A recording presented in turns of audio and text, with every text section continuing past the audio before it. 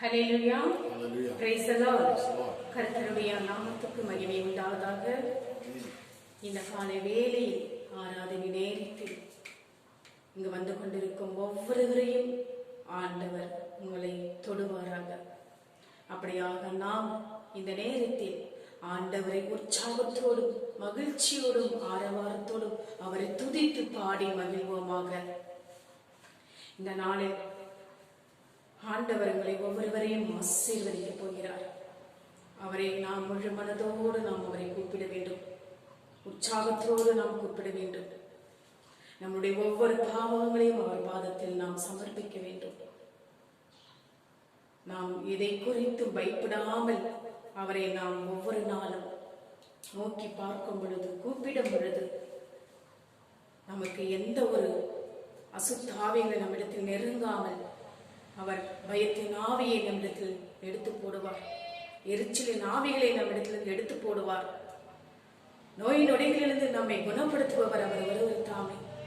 மருத்துவராக இருந்து நம்மை உடல் சுகத்தை நம்மை சுகமளிப்பவர் அவர் ஒருவர் தாமே. அப்படியாக நாம் எதை குறித்து பயப்படாமல் நாம் ஒவ்வொரு நாளும் அவரை நோக்கி நாம் கூப்பிட வேண்டும். சங்கீதம் 34:4-5 இவ்வாறாக குறிப்பிடுகின்றது. நான் கர்த்தரை தேடினேன், அவர் எனக்கு செவி கொடுத்து என்னுடைய எல்லா பயத்துக்கும் என்னை நீங்களாக்கி விட்டார். அவர்கள் அவரை நோக்கி பார்த்து பிரகாசம் அடைந்தார்கள், அவர்கள் முகம் வெட்கப்படவில்லை. அப்படியாக நாம் அவரை நோக்கி கூப்பிடுவது நமக்கு செவி கொடுத்து நம்முடைய எல்லா பயத்துக்கும் நம்மை நீங்களாக்கி விடுவார். நம்மை நோக்கி பார்க்கும் பொழுது அவரது முகம் பிரகாசம் அடையும். அப்படியாக நம்மை ஒவ்வொருவரையும் பார்த்து கொண்டிருக்கும் பொழுது நம்முடைய முகங்கள் ஒருபோதும் வெட்கப்படுவதில்லை. நீங்கள் அப்படியாக அவரை நோக்கி கூப்பிடுங்கள். இந்த காலை வேளையில் கூப்பிடுங்கள். அப்பா தகப்பனே, நோக்கி நாங்கள் கூப்பிடுகிறோம். அப்பா எங்களுடைய எல்லா பயத்தையும் நீக்கி விடும். அப்பா தகப்பனே, நாங்கள் ஒவ்வொரு நாளும் பயத்தினால் வாழ்ந்து கொண்டிருக்கின்றோம். அப்பா எங்களுக்கு என்ன நேரிடுமோ, என்ன சூழ்நிலையில் இருக்கின்றோம் என்று ஒவ்வொரு நாளும் நாங்கள் அப்பா நினைத்து கொண்டு வாழ்ந்து கொண்டிருக்கின்றோம். அப்பா அந்த அசுத்த ஆவிகளுக்கு இடம் கொடுக்காமல் அப்பா உண்மை நாங்கள் ஒவ்வொரு நாளும் அண்டி வர நீர் எங்களுக்கு அந்த கிருபையை தர வேண்டும் என்று நம் அனைவரும் அவரை நோக்கி கூப்பிடுவோம். அப்பொழுது நம்மை நோக்கி பார்த்து நமக்கு தேவையான வரங்களை அளிப்பவர் அவர் ஒருவர் தாமே. அப்படியாக இந்த காலை வேளையில் நாம் ஒவ்வொருவரும் அவரை நோக்கி கூப்பிடுவோம். துதித்து ஆராதித்து மகிழ்ந்து பாடி அவரை துதிப்போமாக. கர்த்தர் நாமத்துக்கு மகிமை உண்டாவதாக. ஆமென். ஹல்லேலூயா. இந்த காலை வேளையில் நாம் எதற்காக நாம் காத்து கொண்டிருக்கின்றோமோ அதற்காக ஆண்டவரிடத்தில் கேட்போம். காத்திருப்பது நமக்கு எவ்வளவு சங்கடமாக இருந்தாலும் அவர் நம்மை நோக்கி பார்த்து கொண்டிருக்கின்றார். என் பிள்ளைகளை நோக்கி கூப்பிட்டு கொண்டிருக்கின்றார். அவருடைய தேவைகளெல்லாம் நாம் சந்திக்கப்பட வேண்டும் என்று அவர் மனதில் கூறிக்கொண்டிருக்கின்றார். அப்படியாக நாம் கர்த்தருக்காக காத்திருந்து நம்முடைய தேவைகள் அவர் நமக்கு அளிப்பவராக இருக்கின்றதற்காக இந்த பாடல்களின் மூலமாக நாம் பாடி துதிப்போமாக. ஓ, நம்முடைய ஏற்ற காலத்தில் ஏற்ற பலனை நமக்கு தருபவர் அவர் ஒருவர் தாமே. நாம் ஒருபோதும் வெட்கப்பட்டு போகாமல் ஒவ்வொரு நாளும் நம்பிக்கையோடு இருந்து நம்முடைய நம்பிக்கை வீண் போகாமல் நிச்சயமாய் நமக்கு ஒரு நாள் அந்த முடிவு வரும் என்று நம் கர்த்தரை நோக்கி கூப்பிடுவோம். அவரது மூலமாக நாம் பாடி துதிக்கும் பொழுது நாம் ஒருபோதும் வெட்கப்பட்டு போகாமல் ஒவ்வொரு நாளும் நமக்கு தரிசனத்தை கொடுப்பவர் அவர் ஒருவர் தாமே. ஒவ்வொரு நாளும் நமக்கு எதையெல்லாம் நாம் இழந்து கொண்டிருக்கின்றோமோ, எதையெல்லாம் நாம் இழந்து தவித்துக் கொண்டிருக்கின்றோமோ அதையெல்லாம் நமக்கு இரட்டிப்பாக நமக்கு தருபவர் அவர் ஒருவர் தாமே. உறவுகள் பிரிந்திருக்கலாம், சொந்த பந்தங்கள் நம்மை பிரிந்திருக்கலாம், ஆனாலும் ஆண்டவர் நம்மை ஒருபோதும் நம்மை விட்டு விலகாமல் ஒவ்வொரு நாளும் நம்மை வழிநடத்துபவர் அவர் ஒருவர் தாமே. அப்படியாக ஒவ்வொரு நாளும் அவரை நாம் அழைக்கும் போதெல்லாம் அழைத்தவர் உண்மையுள்ளவர். நமக்கு சுக வாழ்வை தருபவர் அவர் அவர் ஒருவர் தாமே. எந்த விதத்திலும் நம்மை ஒருபோதும் கைவிடாமல் காத்து வழி நடத்துபவர் அவர் ஒருவர் தாமே. அப்படியாக நாம் அவரை நோக்கி கூப்பிடுவோம். அப்பா தகப்பனே, இந்த காலை வேளையில் அப்பா ஆராதனை நேரத்திலுமே நோக்கி நாங்கள் துதித்து பாடுகிறோம். அப்பா எங்களுக்கு நீர் அந்த வெள்ளத்தையும் உற்சாகத்தையும் ஊக்கத்தையும் கொடுத்து ஒவ்வொரு நாளும் உம்மை அண்டி வர எங்களுக்கு நீர் அந்த கிருபையை தர வேண்டும் என்று இயேசு கிறிஸ்துவின் நாமத்தில் நாம் ஒவ்வொருவரும் கூப்பிடும் பொழுது நமக்கு அனைத்தையும் தருவார். அப்படியாக இந்த பாடல்களின் மூலமாக நாம் பாடி அவரை துதிப்போமாக. கர்த்தர் நாமத்துக்கு மகிமை உண்டாவதாக. ஆமென். ஹல்லேலூயா.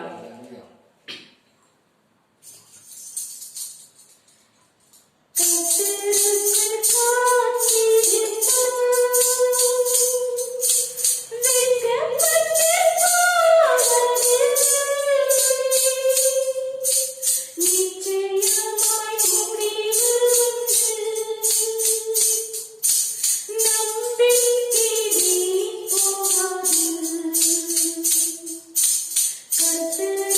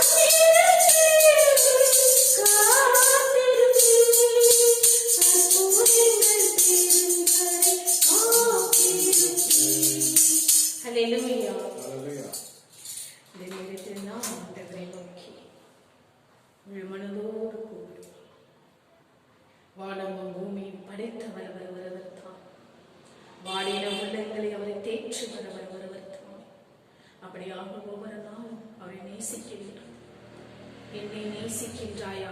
கல்வாரி காட்சியை கண்ட பின்னும் நேசியாமல் இருப்பாயா என்று வார்த்தைக்கேற்ப நாம் அவரை ஒவ்வொரு நாளும் நேசிக்க வேண்டும். நம்முடைய பாவங்கள் எல்லாம் ஒவ்வொரு நாளும் நமக்காக சிலுவையில் மறித்து உயிர்த்தெழுந்தவர் நம்முடைய பாவங்களுக்காக. அப்படியாக அவருடைய பாவங்களை, அவருடைய கோரத்தை நாம் பார்க்கும் பொழுது நம்முடைய மனதில் எவ்வளவு துக்கங்கள், கண்ணீர்கள், வேதனைகள் அவரை நாம் பார்த்து, அவருடைய வேதனைகள் எல்லாம் நாம் பார்த்து ஒவ்வொரு நாளும் நமக்காக ரத்தம் சிந்துவார் ஒருவர் தான். அப்படியாக நாம் ஒவ்வொரு நாளும் அவரை நேசிக்க வேண்டும், நேசிக்க வேண்டும். முழுமனதோடு கூப்பிட்டுக் கொண்டிருக்கும் ஒவ்வொரு பிள்ளைகளையும் பார்த்து கொண்டிருக்கின்றார். முழு மனதோடு அவரை நோக்கி கூப்பிடுங்கள். முழு மனதோடு அவரை நேசிக்கும் பொழுது நம்மளை ஒவ்வொரு நாளும் காத்து வழி நடத்தவர் அவர் ஒருவர் தான். அப்படியாக அந்த பாடல்களை நாம் பாடி துதித்து மகிழ்வோமாக. கர்த்தர் நாமத்துக்கு மகிமை உண்டாவதாக. ஆமென். ஹல்லேலூயா. Thank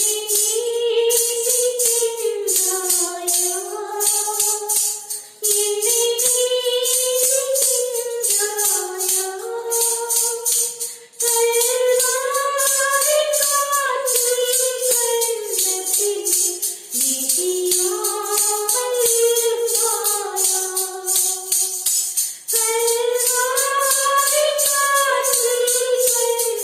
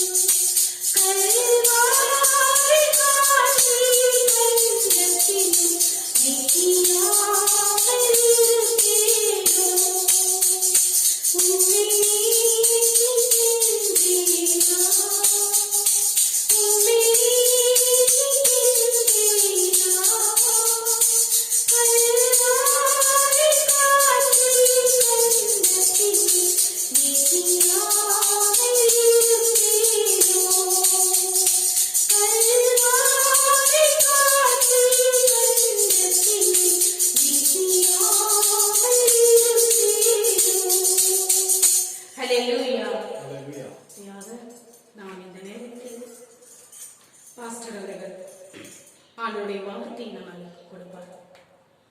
நாம் உற்சாகத்தோடு உடைய வார்த்தைக்கு செவிகொடுத்து கேட்போமாக. ஹல்லேலூயா.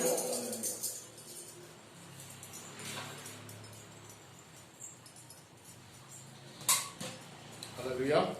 ஹல்லேலூயா. Praise the Lord. Praise the Lord. கர்த்தருடைய பரிசுத்த நாமத்துக்கு ஸ்தோத்திரம் உண்டாவதாக. ஆமென். இந்த கால வேளையில காண்பது மிக மகிழ்ச்சி. கர்த்தர் தாமே ஒருவரையும் ஆசீர்வதிப்பாராக. ஆமென். நம்ம செய்திகள் போறதுக்கு முன்னாடி நம்ம கண்களை மூடி நம்ம ஜெபிப்போம். மகா இருக்கும் பரிசுத்தம் அல்ல நல்ல தாப்பனே, இந்த கால வேலையை ஆசீர்வதித்ததுக்காக நன்றி செலுத்துகிறோம் ராஜா. சர்வ சிருஷ்டிக்கும் நீரே எஜமானவராக இருக்கிற ராஜா, ஸ்தோத்திரம். அப்பா, ஆவியானவர் எங்க உண்டோ அந்த இடத்துல விடுதலை உண்டு என்ற விதத்தில் வாசிக்கிறோம் ராஜா. எங்களை பரிசுத்தப்படுத்துங்க, முபால எங்களை மாற்றமுறையாக கேட்டுக்கொள்ளுகின்ற ராஜா. இந்த நாளுடைய செய்தி ஆசீர்வதித்தாங்க. ஆவியானவர் என்ன உணர்த்துகிறாரோ அதை பேசத்தக்கதாக உதவி செய்யுங்க. அநேகருக்கு பிரயோஜனமா இருக்கத்தக்கதாக உதவி செய்யுங்க. இயேசுவின் நாமத்தினால கெஞ்சி மன்றாடுங்க நல்ல தாப்பனே. ஆமென். ஹல்லேலூயா. ஹல்லேலூயா. இந்த மாதமானது பாடுகள் மாதமா இருக்குது, பாடுகள் வாரமாய் காணப்படுகிறது. ஹல்லேலூயா. ஹல்லேலூயா. இந்த பாடுகள் வாரத்துல அநேகர் இந்த குரூசிஃபிகேஷன் ஆஃப் கிரைஸ்ட பத்தி பேசுவாங்க, அவருடைய பாடுகளை பத்தி பேசுவாங்க. அப்படியாக ஒரு வாரமானது ஒரு டாபிக்கை வச்சு அநேகர் சபையில பேசுகிறத நம்ம பார்க்கலாம். ஹல்லேலூயா. அப்படியாக நம்ம வேதத்துல இருந்து பார்க்கும்போது ஆண்டவர் இந்த உலகத்துக்கு பிறக்கும் போதே ஒரு அதிசயமாக காணப்படுகிறது. இந்த உலகத்துக்கு பிறக்கும் போதே ஆண்டவர் இந்த உலகத்தை சிருஷ்டிக்கும் போதே எல்லாமே எழுதப்பட்டதாக இருக்கிறது. ஹல்லேலூயா. எல்லாமே எழுதப்பட்டிருக்கிறது. எப்படியாக இந்த உலகம் சிருஷ்டிக்க போகிறோம், எப்படியாக ஆண்டவராக இயேசு கிறிஸ்து இந்த உலகத்துல பிறக்க போகிறார், அவருடைய பாடுகள் எப்படியாக இருக்க போகிறது, அவர் மரணித்து அவர் உயிர் தருகிறது நம்மளுக்கு அது முழுமையா ஆண்டவர் எழுதப்பட்டிருக்கிறது. அப்படியாகத்தான் ஆண்டவருடைய பிறப்பம் அதிசயமாக காணப்படுகிறது. இந்த பாடுகள் வாரமும் பார்க்கும் போது அவருக்கு தெரியாம ஒண்ணு கூட நடக்காது. யாருக்கு தெரியாம? ஆண்டவராக இயேசு கிறிஸ்துக்கு தெரியாம ஒண்ணு கூட நடக்காது. ஹல்லேலூயா. ஆண்டவருடைய மரணத்தை குறித்து சீஷர் இடத்துல சொல்லுகிறார். ஹல்லேலூயா. அந்த 7ஆம் அதிகாரத்துல வாசிக்கும் போது லூக்கா என்ற சுவிசேஷம் 18ஆம் வசனத்தை வாசிக்கும் போது 31 33ஆம் வசனத்தை வாசிக்கும் போது அதுல பாக்குறோம், ஆண்டவர் சீஷர் இடத்துல எப்படியாக அவர் சிறைப்பிடிக்குவாங்க, எப்படியாக அவர் மரணம் காணப்படும் என்று சீஷர் இடத்துல சொல்லுகிறத பார்க்கிறோம். ஹல்லேலூயா. அப்படியாகத்தான் எல்லாமே எழுதப்பட்டிருக்குது. இயேசு கிறிஸ்துக்கு ஒரு காரியம் தெரியாத இல்லை. ஹல்லேலூயா. அவர் இந்த பாடிலிருந்து தப்பிச்சு போகணும்னா கூட அவர் என்ன பண்ணிருக்கலாம், போயிருக்கலாம். ஆனா நம்முடைய பாவத்துக்காக அவர் பிதாவானவர் குமாரனை இந்த உலகத்துக்கு அமுச்சு கொடுத்திருக்கிறத பார்க்கிறோம். ஹல்லேலூயா. அவருடைய ரத்தத்து மூலியமா தான் நம்மளால என்ன பண்ண முடியும், ஆண்டவர் நம்மள மீட்டெடுக்க முடியும். அவர் ரத்தத்து மூலியமா மனுஷனுடைய பாவத்தை கழுவ முடியும். ஒரு மனுஷனும் அவர் என்ன பண்ண முடியும், மீட்டெடுக்க முடியும். இந்த உலகத்தை ஜெயிக்க முடியும். இந்த உலகம் யார் கையில இருக்கிறது? சாத்தானுடைய கையில இருக்கிறது. ஆமாவா இல்லைங்களா? சாத்தானுடைய காலத்துல தான் இந்த உலகமானது காணப்படுகிறது. அவன் வைக்கிறது தான் சட்டம். ஆனாலும் ஆண்டவராக இயேசு கிறிஸ்து உயிர் திறந்துட்டார். அதனால அவர் சொன்னார், நான் இந்த உலகத்தை ஜெயித்து திடன் கொள்ளுங்கள் அப்படின்ட்டு அவர் சொல்லி இருக்கிறத பார்க்கிறோம். இந்த உலகத்துல உபத்திரம் உண்டு, ஆனாலும் நான் உலகத்தை ஜெயித்தவனா இருக்கிறேன். ஹல்லேலூயா. அப்போ இந்த உலகத்தை ஜெயித்த ஆண்டவர்கிட்ட நம்ம என்ன பண்றோம், இருக்கிறோம். ஆனாலும் இந்த உலகத்துல இருக்கிற மட்டும் நம்மளுக்கு போராட்டங்கள் உண்டு, கண்ணீர் இருக்குது, வேதனை இருக்குது. ஆனாலும் நம்மளுக்கு ஜெயமானது காணப்படுகிறது. நம்மளுக்கு ஆண்டவராக இயேசு கிறிஸ்து ஜெயத்தை கொடுத்து பரலோகத்துல உட்கார்ந்து இருக்கிறார். ஆமென். அப்போ அந்த ஜெயமானது நம்ம கரத்துல இருக்கிறது. ஹல்லேலூயா. இந்த உலகத்துல இருக்கும்போது ஆண்டவராக இயேசு கிறிஸ்து ஞானஸ்தானம் எடுத்ததை பார்க்கிறோம். ஹல்லேலூயா. அவர் ஞானஸ்தானம் எடுத்த பிறகு அவர் 40 நாட்கள் வந்து வனாந்தரத்துல இருக்கிறத பாக்குறோம். ஹல்லேலூயா. அந்த 40 நாட்கள் வனாந்தரத்துல இருக்கும் போது ஒரு நாள் வந்து அவருக்கு பயங்கர பசியானது காணப்பட்டது. அப்போ சாத்தானவன் வந்து அவன் ஆண்டவராக இயேசு கிறிஸ்து வந்து சோதிக்க வருகிறத பாக்குறோம். ஹல்லேலூயா. லூக்கா என்ற சுவிசேஷம் 4ஆம் அதிகாரம் 1-12 வசனம் வாசிக்கும் போது அதுல வந்து நம்மளுக்கு கொடுக்கப்பட்டிருக்கிறது. அந்த எப்படிப்பட்ட சோதனைகளை வந்து ஆண்டவர் வந்து சந்திச்சிருக்கிறார். ஆனா நம்மளுக்கு கொடுக்கப்பட்டிருக்கிறது 3 விதமான சோதனைகள். அந்த சாத்தானான் வந்து ஆண்டவர் வஞ்சிக்கிறத பாக்குறோம். ஹல்லேலூயா. அவருக்கு பயங்கர பசி வந்த பிறகு அவர் வந்து வனாந்தரத்துல போய் கொண்டிருக்கிறார். அப்போது சாத்தானான் ஆண்டவரை இயேசு கிறிஸ்து சந்திச்சு சொல்லுகிறான், நீ என்ன பண்ணு, நீ அநேக அற்புத அதிசயத்தை செஞ்சிருக்கிற, இந்த அப்பத்தை வந்து நீ என்ன பண்ணு, இந்த கல்லை வந்து அப்பமா மாற்று அப்படின்னு சொல்லுகிறத பாக்குறோம். ஹல்லேலூயா. நான் அந்த வசனத்தை வாசிக்கிறேன் உங்களுக்காக. லூக்கா என்ற சுவிசேஷம் 4ஆம் அதிகாரம் எடுத்துக்கிறேமா? லூக்கா என்ற சுவிசேஷம் 4ஆம் அதிகாரம் 1, 2, 3 வசனத்தை வாசிக்கிறத கேட்போம்.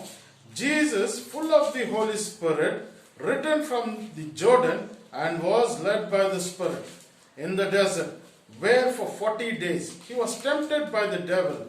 He ate nothing during those days, and at the end of them he was hungry.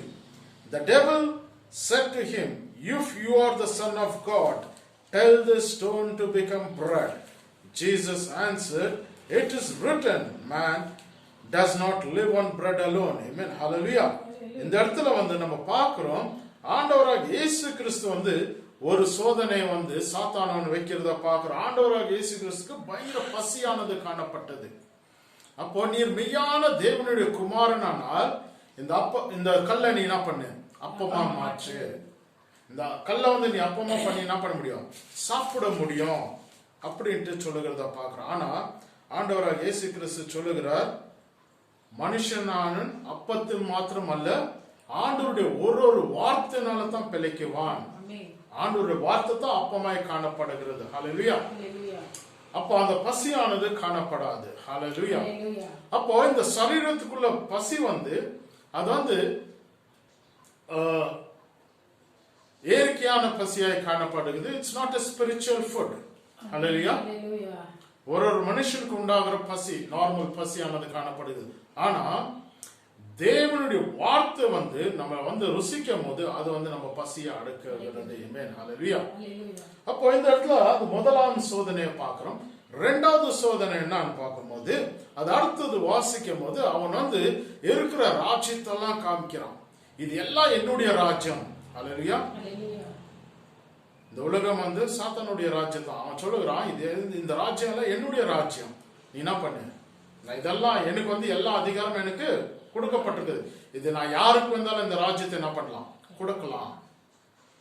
நீ வந்து என்ன பண்ணு, என்னை வந்து வணங்குனியனா அப்ப இந்த ராஜ்யத்தெல்லாம் நான் உனக்கு கொடுத்துட்றேன் அப்படின்றான். அப்ப ஆண்டவர் சொல்லுகிறார், ஆண்டவர் வந்து நம்ம முழு உள்ளத்தோட முழு மனசோட என்ன பண்ண, ஆண்டவர் வந்து தொழுது கொள்ள வேண்டும். ஹல்லேலூயா. Jesus replied, it is written, worship the Lord your God and serve him only. ஆண்டவரை வந்து நீ வந்து தொழுது கொள்ள, அவரை விட்டுட்டு வேற யாரையும் நீ என்ன பண்ணக்கூடாது, தொழுது கொள்ளக்கூடாது. 8ஆம் வசனத்தை வாசிக்கலாமா? 4:8. லூக்கா என்ற சுவிசேஷம் 4ஆம் அதிகாரம் 8ஆம் வசனம். இயேசு அவனுக்கு பிரதியுத்தரமாக, எனக்கு பின்னாக போ சாத்தானே, உன் தேவனாகிய கர்த்தரை பணிந்து கொண்டு அவர் ஒருவருக்கே ஆராதனை செய்வாயாக என்று எழுதியிருக்கிறதே என்றார். ஆமா, ஆண்டவர் மட்டுமே தொழுது கொள்ளணும்னு எழுதப்பட்டிருக்கிறது அப்படின்ட்டு இந்த இடத்துல ஆண்டவராக இயேசு கிறிஸ்து உறுதியா சொல்லுகிறதா பார்க்கிறோம். அதுக்கப்புறம் 3வது சோதனையை பார்க்கும் போது அவன் வந்து என்ன பண்றான், எருசலேமுக்கு பட்டணத்துக்கு கூட்டின்னு போயிட்டு இந்த மேல இருந்து நீ என்ன பண்ணு, குதிச்சு விடு. இங்கத்துல குதிச்சுட்டியானா ஆண்டவர் என்ன பண்ணுவாரு, உனக்குன்னு வச்சிருக்க தூதர்களை வச்சு உன்னை வந்து காப்பாத்துவாரு. உனக்கு வந்து கால்கள் இடற விடாதபடிக்கு ஆண்டவர் வந்து உன்னை பாதுகாத்துக் கொள்வாரு அப்படின்ட்டு சாத்தானன் சொல்லுகிறத பார்க்கிறோம். அப்போ ஆண்டவராக இயேசு கிறிஸ்து சொல்லுகிறார், ஆண்டவர் வந்து நம்ம வந்து சோதிக்கவே கூடாது. ஹalleluya. Hallelujah. நம்ம வந்து we should not put the Lord your God into test. அப்போ வந்து சாத்தான அவர் விட்டு விலகந்த பார்க்கிறோம். ஹalleluya. Hallelujah. இது 3 சோதனைகள் வந்து ஆண்டவராகிய இயேசு கிறிஸ்து சாத்தான் இடத்துல வந்து சந்திக்கிறத பார்க்கிறோம். அதுல இந்த சாத்தானை அகற்றி போடுகிறத பார்க்கிறோம். ஹalleluya. Hallelujah. அதுக்கப்புறம் நம்ம மத்தேயு 21ஆம் அதிகாரம் 18ல இருந்து 22 வசனத்தை பார்க்கும்போது ஆண்டவருக்கு வந்து பயங்கரமான பசியானது காணப்பட்டது. அவர் வந்து பெத்தானியா பட்டணத்துக்கு போயிட்டு வரும்போது அந்த வழியா போகும்போது அந்த இடத்துல வந்து அத்தி மரத்தை பார்க்கிறார். ஹalleluya. அந்த அத்தி மரத்தை பார்த்த உடனே அவர் வந்து அந்த மரம் எப்படியாக இருக்குதுன்னாக்கா பச்சை பசேன்னு இருக்குது. அந்த மரத்துல ஏதாவது கிடைக்கும் அப்படின்ட்டு அவர் வந்து நினைச்சாரு. ஹalleluya. சர்வ சிருஷ்டி உள்ள கர்த்தர் வந்து அந்த மரத்துல வந்து இருக்குமா இல்லையான்னு அவருக்கு நன்றாவே தெரியும். ஆனா மனுஷனா இருக்கிறதுனால அதுக்குள்ள ஏதாவது பலமானது காணப்படும் அப்படின்ட்டு அந்த காலகட்டத்துல அவருக்கு பசினால அவர் என்ன பண்றாரு, அந்த இடத்துல போய் வந்து அந்த மரத்துக்கிட்ட பாக்குறாரு. அந்த மரத்துல ஒரு பழமும் காணப்படவில்லை. ஏமே நீங்க எப்பவுமே அத்தி மரம் பார்க்கும்போது அத்தி மரம் வந்து சம்மர் சீசன்ல வந்து நல்ல அடர்த்தியா இருக்கும் இலைகள். அந்த காலகட்டத்துல எந்த பழமும் அதுக்குள்ள காணப்படாது. ஹalleluya. அத்தி பழம் இருக்கும் போது அதுக்குள்ள இலைகள் வந்து கம்மியா இருக்கும். அப்ப அத்தி பழம் வந்து நன்றாக தெரியும். ஆனா இந்த இடத்துல பார்க்கும்போது ஆண்டவருக்கு அவ்வளவு பசியா இருந்ததுனால இந்த மரத்துல ஏதாவது எனக்கு பழம் கிடைக்கும் அப்படின்ட்டு விசுவாச அந்த இடத்துல போகும்போது இவரு கூட சீஷர்களும் இருக்கிறாங்க. ஹalleluya. அப்போ இவருக்கு அந்த பசி நேரத்துல அந்த பழம் கிடைக்கல. ஹalleluya. ஆனா ஆண்டவர் என்ன பண்றாரு, உன்னை பார்த்து நீ இருக்கிற அழுகத்தை பார்த்து நீ இருக்கிற தோற்றத்தை பார்த்து அநேகர் வந்து ஏமாந்து போயிடுவார்கள் அப்படின்னு நினைச்சு அந்த ஆண்டவர் அந்த மரத்தை சபிக்கிறதா பார்க்கிறோம். ஹalleluya. இவர் வந்து அந்த வழியா போயிட்டு வரும்போது டிசைபிள்ஸ் வந்து பாக்குறாங்க. டிசைபிள்ஸ் வந்து பார்க்கும்போது ஆண்டவரே போகும்போது தான் இந்த மரத்தை நீங்க சபிச்சீங்களே, வரும்போது பார்த்தாக்கா ஒரு இலையில மரம் வந்து பட்டு போயிடுச்சுன்றாரு. அப்போ ஆண்டவர் சொல்ற ஒரு வார்த்தைக்கு அவ்வளவு வல்லமை உண்டு. ஹalleluya. அவர் எந்த வார்த்தை சொன்னாலும் அதுல ஒரு அர்த்தம் இருக்கிறது. அப்படியாகத்தான் ஆண்டவர் வந்து தன் ஜனமான இஸ்ரேல் மக்கள் யூதர் மக்கள் வந்து எதிர்பார்த்து கொண்டிருந்தாங்க. அவங்களுக்குள்ள வந்து எந்த கனியும் காணப்படாதனால அந்த யூதர் மக்கள் வந்து ஒரு சபிக்கப்பட்ட மனுஷனாய் காணப்படுகிறார்கள். ஹalleluya. ஆண்டவராகிய இயேசு கிறிஸ்து வந்து அவருடைய மரணத்துக்கு ஒன்னொன்னு ப்ரிப்பரேஷன்ஸ் வந்து பண்ணுகிறத பார்க்கிறோம். ஹalleluya. ரெண்டாவது ப்ரிப்பரேஷன் நம்ம பார்க்கும்போது ஒரு ஸ்திரீ ஆனவள் வந்து ஆண்டவருக்கு என்ன பண்றான், ஒரு தைலத்தினால அவருடைய பாதத்தை கழுவுறத பார்க்கிறோம். ஹalleluya. ஸ்தோத்திரம். நம்ம வந்து வாசிக்கலாம். லூக்கா என்ற சுவிசேஷம் 7ஆம் அதிகாரம் 44 48 வசனத்தை நம்ம வாசிக்கிறத கேட்போம். ஸ்திரீனிடமாய் திரும்பி சீமோனை நோக்கி, இதோ ஸ்திரீயை பார்க்கிறாயே, நான் உன் வீட்டில் பிரவேசித்தேன். நீ என் கால்களுக்கு தண்ணீர் தரவில்லை. இவளோ கண்ணீரினால் என் கால்களை நனைத்து தன் தலைமயிரினால் அவைகளை துடைத்தாள். நீ என்னை முத்தம் செய்யவில்லை. இவளோ நான் உட்பிரவேசித்தது முதல் என் பாதங்களை ஓயாமல் முத்தம் செய்தாள். நீ என் தலையில் எண்ணெய் பூசவில்லை. இவளோ என் பாதங்களில் பரிமள தைலம் பூசினாள். ஆதலால் நான் உனக்கு சொல்லுகிறேன், இவள் செய்த அநேக பாவங்கள் மன்னிக்கப்பட்டது. இவள் மிகவும் அன்பு கூர்ந்தாளே. எவனுக்கு கொஞ்சம் மன்னிக்கப்படுகிறதோ அவன் கொஞ்சமாய் அன்பு கூறுவான் என்று சொல்லி அவளை நோக்கி, உன் பாவங்கள் மன்னிக்கப்பட்டது என்றார். இது வந்து சுருக்கமா நான் இந்த கதையை சொல்லி முடிக்கிறேன். இந்த இடத்துல பார்க்கும்போது லூக்கா என்ற சுவிசேஷம் 4ஆம் அதிகாரம் 44 48 வசனத்தை வாசிக்கும் போது அந்த இடத்துல வந்து சீமோன் என்ற ஒரு மனுஷனானவன் காணப்பட்டார். அவனுக்கு குஷ்டரோகம் இருந்தது. ஆண்டவராக இயேசு கிறிஸ்து அவனுடைய குஷ்டரோகத்தை சுகத்தை கொடுத்து அவனுடைய வீட்டுக்கு வந்திருக்கிறத பார்க்கிறோம். ஆமென். ஹல்லேலூயா. அந்த இடத்துல வந்து அவன் வந்து வீட்டுக்கு அழைச்சிருக்கிறான். ஆண்டவராக இயேசு கிறிஸ்து அப்ப வீட்டுக்கு அழைச்ச உடனே அவனுக்குள்ள இருக்கிற சந்தோஷனாலே அதனாலேயும் அவன் வந்து என்ன பண்ணவில்லை, ஆண்டவராக இயேசு கிறிஸ்து கவனிக்காதபடியானால அந்த இடத்துல காணப்படுகிறது. ஏமே அந்த இடத்துல உட்காந்து பேசும்போது ஒரு ஸ்திரீயானவள் வந்து வருகிறத பார்க்கிறோம். அவள் வந்து ஒரு பாவி உள்ள ஸ்திரீ என்று வேதம் சொல்லுகிறது. அப்படியாக அவள் வந்து ஆண்டவருடைய பாதை அண்டையில உக்காந்து அவருடைய கண்ணீர்னால என்ன பண்றாலாம், பாதையை துடைக்கிறத பார்க்கிறோம்.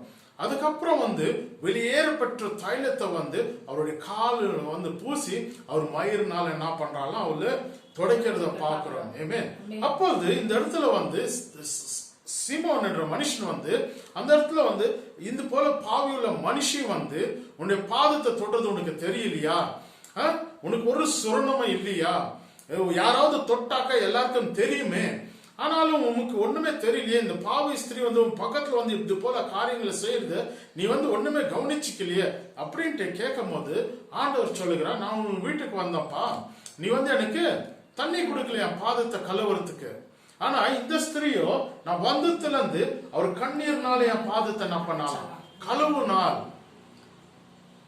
சோ எனக்கு எல்லாமே தெரியும், இங்க இருக்கிற நடக்கிறக்கூடிய காரியங்கள் எல்லாமே எனக்கு தெரியும், ஆனா நீ வந்து எனக்கு தலைக்கு என்ன பண்ணல, எண்ணெய கொடுக்கல, என் தலைக்கு எண்ணெய் நீ தடவல.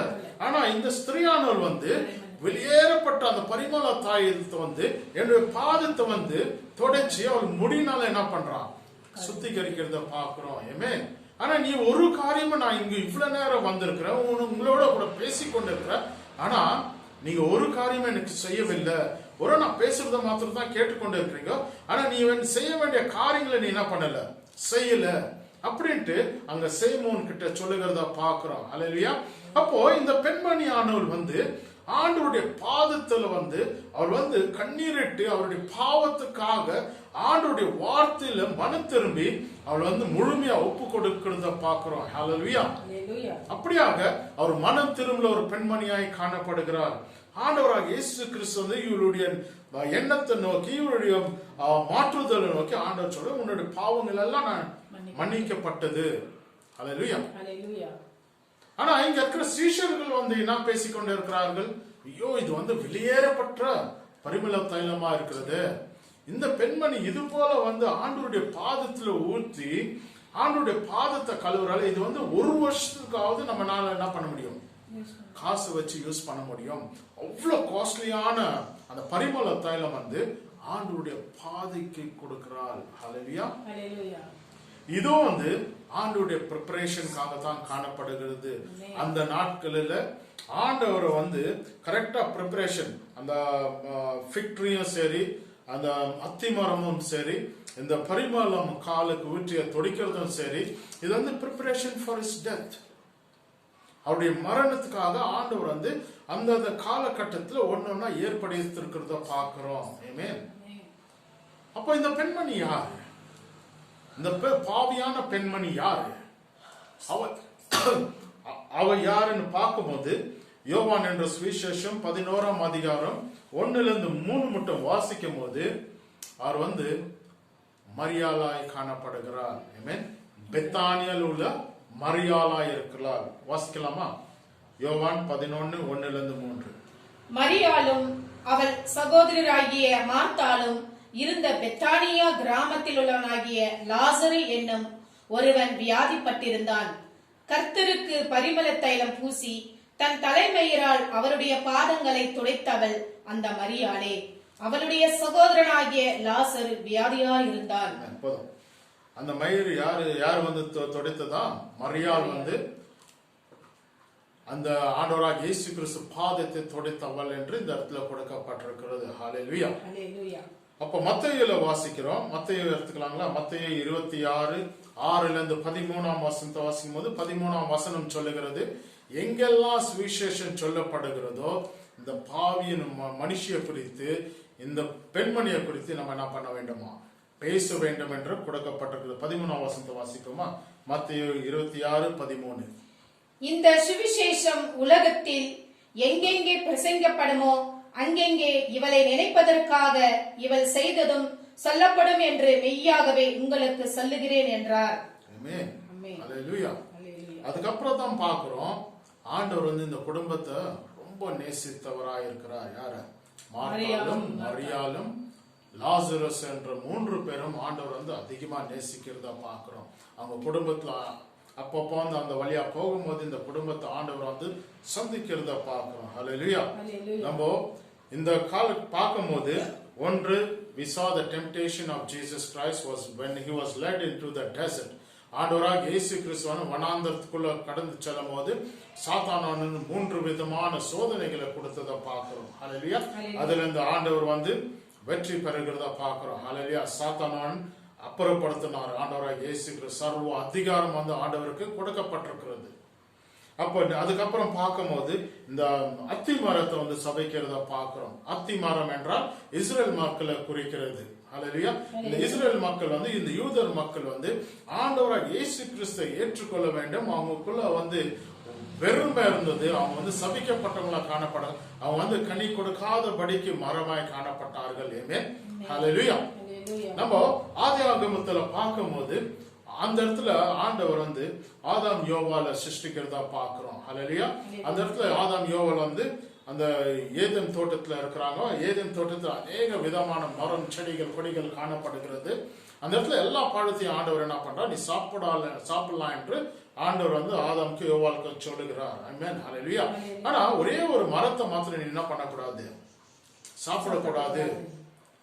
ஆனா அந்த மரம் வந்து நீ சாப்பிட்டேன்னா நீ டெஃபினட்டா மரிச்சு போவ அப்படின்ட்டு அந்த இடத்துல சொல்லுகிறத பாக்குறோம். ஆமென். அதனால அவங்க அந்த பழத்தை சாப்பிட்டாங்க. அந்த தோட்டத்துக்கு வெளியே வந்துச்சு, அவங்களுக்கு மரணமானது காணப்பட்டது. ஆனா இந்த இடத்துல பார்க்கும்போது ஆண்டவராக இயேசு கிறிஸ்து வந்து மரிச்ச அந்த சபிக்கப்பட்ட மரமானது வந்து அந்த சபிக்கப்பட்ட மரத்துல அவர் தொங்குறத பார்க்கிறோம். ஹல்லேலூயா. அவர் அது மேல ரத்தத்தை சிந்தினார். அந்த ரத்தத்தை சிந்தி அதை வந்து புதுப்பிக்கிறத பார்க்கிறோம். ஆமென். ஹல்லேலூயா. அப்படியாக சபிக்கப்பட்ட மரமானது வந்து ஆண்டவர் வந்து தன் ரத்தத்தை கொடுத்து அதை மீட்கிறத பார்க்கிறோம். தன் ஜனத்தை, இந்த உலகத்தையே அவர் வந்து சபிக்கப்பட்ட இந்த உலகத்தை வந்து ஆண்டவராக இயேசு கிறிஸ்து ரத்தத்து மூலியமா நம்மளை மீட்டு எடுத்து இருக்கிறார். ஆமென். ஹல்லேலூயா. அவருடைய ரத்தம் தான் நம்மளால இந்த நாளில பேசக்கூடிய வாய்ப்பு கொடுக்கப்பட்டிருக்குது. கிறிஸ்துவனா இருந்து ஆண்டவருடைய வார்த்தையை பரப்ப வேண்டும். ஹல்லேலூயா. அப்போ நம்ம பாவிகளா இருக்கிறோம். இந்த உலகம் யாருக்கு சொந்தம்? சாத்தானுக்கு சொந்தம். சாத்தான அங்க வந்து கிளியரா சொல்லுகிறத பார்க்க, இந்த உலகமானது எனக்கு கொடுக்கப்பட்ட, இந்த ராஜ்யமானது எனக்கு கொடுக்கப்பட்டிருக்குது, நான் இந்த ராஜ்யத்தை யாருக்கு வந்தாலும் கொடுக்கலாம் என்று லூக்கா என்ற சுவிசேஷம் 4ஆம் அதிகாரத்துல நம்ம வாசிக்கும் போது நம்ம பார்க்கலாம். ஹல்லேலூயா. ஆனா இந்த உலகத்தை ஆண்டவர் என்ன சொன்னாரு, நான் ஜெயித்தேன். ஹல்லேலூயா. இந்த உலகத்தை ஆண்டவர் ஜெயித்திருக்கிறார். ஆமென்.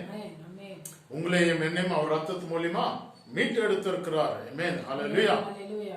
அப்போ ஆதாம் யோவால் செஞ்ச பாவம், அந்த மரத்து மூலியமா உண்டாக்கின பாவம், ஆண்டவராக இயேசு கிறிஸ்து அந்த மரத்தையே சபிச்சு விட்டார். ஆமென். ஹல்லேலூயா. ஏதேன் தோட்டத்துல அந்த மரத்தை சபிச்சு, அந்த சபிச்ச மரமானது இந்த இடத்துல காணப்படுகிறது. அது கனி கொடுக்காம போய்விட்டது. ஹல்லேலூயா. ஆனா சபிக்கப்பட்ட மரத்துக்கு ஆண்டவர் என்ன பண்ணாரு, அது மூலியமா வந்து ஆண்டவர் உன்னையும் என்னையும் வந்து தெரிந்து கொண்டிருக்கிறார். ஆண்டவருடைய ரத்தத்து மூலியமா நம்மள மீட்டு எடுத்திருக்கிறார். குமாரன் என்ற புத்திர சுவிகாசத்தை நம்மளுக்கு கொடுத்திருக்கிறார். ஹல்லேலூயா. அப்படியாக நம்ம பார்க்கும்போது இது ஆண்டவர் வந்து ஒரு ப்ரிப்பரேஷன்ஸை வந்து கரெக்டா நேர்ச்சியா வந்து நடந்து கொண்டே இருக்கிறது. ஹல்லேலூயா. நெக்ஸ்ட் வீக் நம்ம வந்து ஆண்டவர் வந்து இந்த பாம் சண்டையை வந்து நம்ம செலிப்ரேட் பண்ண போறோம். ஹல்லேலூயா. பாம் சண்டை எதற்காக என்று நம்ம வந்து அடுத்த வாரம் வந்து நம்ம அதை குறித்து நம்ம தியானிக்க போகிறோம். இந்த வார்த்தை மூலியமா நாங்கள் வந்து உங்களுக்கு வந்து சீக்கிரட்டையும் சொல்லி இருக்கிறேன். ஹல்லேலூயா. ஆண்டவர் வந்து உன்னையும் என்னையும் நேசிக்கிறவராக இருக்கிறார். உன்னுடைய பாவத்துக்காக, நம்ம செஞ்ச பாவத்துக்காக ஆண்டவராக இயேசு கிறிஸ்து பலியா இந்த உலகத்துக்கு வந்திருக்கிறார். அவர் வந்து இந்த உலகத்தை ஜெயித்தவராக இருக்கிறார். இது சாத்தானான் ஆளிக்கொண்டிருந்தாலும் சரி, நம்மளுக்கு ஆண்டவர் அந்த ஜெயத்தை கொடுத்திருக்கிறார். அந்த ஜெயத்தின் கிரீடத்தை நம்மளுக்கு கொடுத்திருக்கிறார். ஆமென். ஹல்லேலூயா. கர்த்தர் தாமே இந்த வசனத்து மூலமா உங்களோடு கூட பேசியிருக்கிறார் என்று நான் விசுவாசிக்கிறேன். உங்களுடைய பாவங்கள் மன்னிக்கப்பட்டது என்று மரியாதை இடத்துல சொல்லுகிறதா பார்க்கிறோம். அவர் வந்து கசந்து அவருடைய பாதை அன்றில இருந்து ஆண்டுடைய வார்த்தையை, அநேக வார்த்தைகளை பெற்றுக்கொண்டு இருக்கிறத பார்க்கிறோம். அப்படியாக நீங்களும் வேதத்தை உங்க கருத்துல கொடுக்கப்பட்டிருக்கிறது. இந்த வார்த்தையை நீங்க வந்து இரவும் பகலும் தியானிக்கும் போது இதுக்குள்ள ரகசியமானது உங்களுக்கு கொடுக்கப்படும். அப்படியாக நம்ம கரத்துல கொடுக்கப்பட்டிருக்க அந்த பைபிளுக்காக ஆண்டவருக்கு ஸ்தோத்திரம் சொல்லுவோம். ஹல்லேலூயா. கர்த்தர் தாமே உங்களை ஒருவரையும் ஆசீர்வதிப்பாராக. ஆமென்.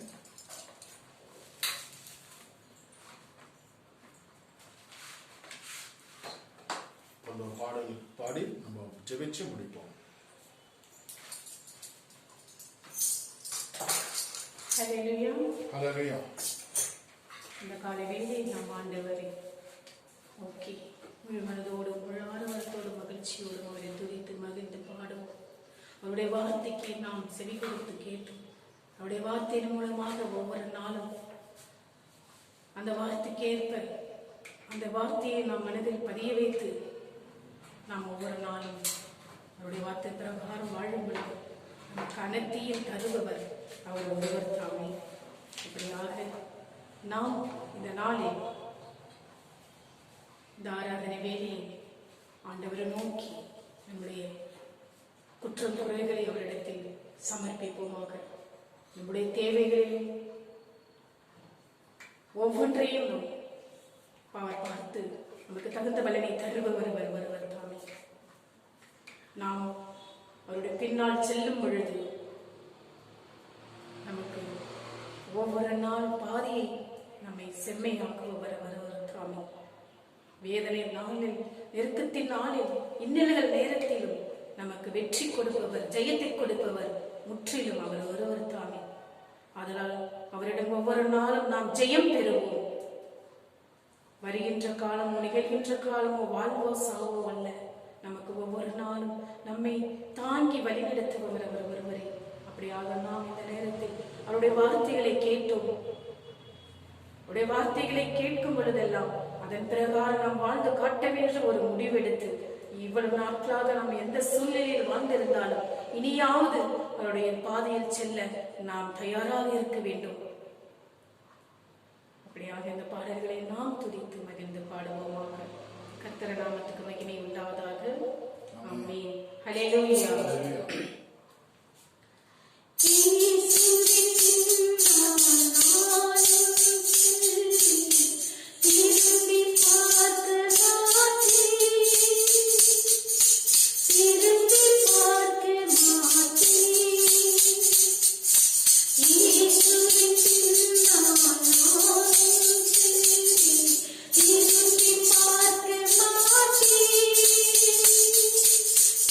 பார்க்க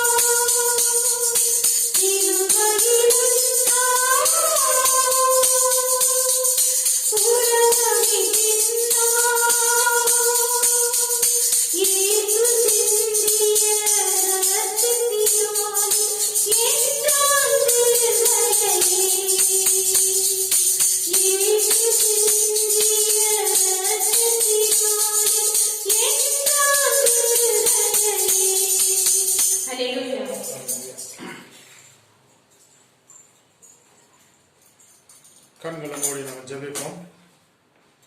நேற்றும் என்றும் மாறாத இருக்கிற எங்க நல்ல தாப்பனே, இந்த கால வேலையை ஆசீர்வாதம் தந்ததுக்காக நன்றி செலுத்துகிறோம் ராஜா. இந்த நாள பாடுகள் ஆசீர்வாதம் தந்ததுக்காக நன்றி, ஜெபத்தை ஆசீர்வாதம் தந்ததுக்காக நன்றி ராஜா. இந்த நாளுடைய செய்தி ஆசீர்வாதம் தந்ததுக்காக கொடான கொடி நன்றி செலுத்துகிறோம் அப்பா. இந்த நாளுடைய ரகசியம் எங்கள் மத்தியில் வெளிப்படுத்துவதற்காக நன்றி செலுத்துகிறோம் ராஜா. ஏசப்பா, அது சபிக்கப்பட்ட மரமானது ராஜா, ஸ்தோத்திரம் அப்பா. நீர் எங்களை முற்றிலும் மாற்றுவதற்காக நன்றி செலுத்துகிறேன். அந்த சபிக்கப்பட்ட நாங்கள் ராஜா, ஸ்தோத்திரம் நம்முடைய ரத்தத்து மூலமா எங்களை மீட்டெடுத்ததுக்காக நன்றி செலுத்துகிறோம் ராஜா. எங்களை தெரிந்து கொண்டதுக்காக உமக்கு நன்றி ராஜா, ஸ்தோத்திரம்.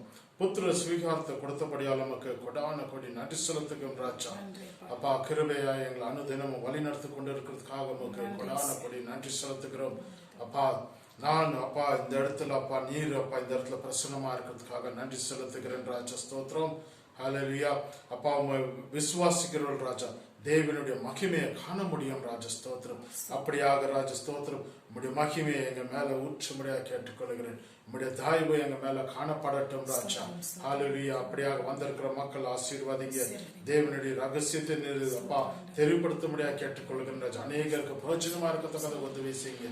யாரெல்லாம் யூடியூப் சேனல் மூலியமா பார்த்து கொண்டு இருக்கிறாங்க ஏசப்பா, ஒருத்தரையும் ஆசீர்வதிக்கும்படியாக கேட்டுக்கொள்ளுங்க ராஜா. தேவைகளை சந்திக்கும்படியாக கேட்டுக்கொள்கிறேன். அவங்க முழுமையை மாறத்தக்கதாக உதவி செய்யுங்க.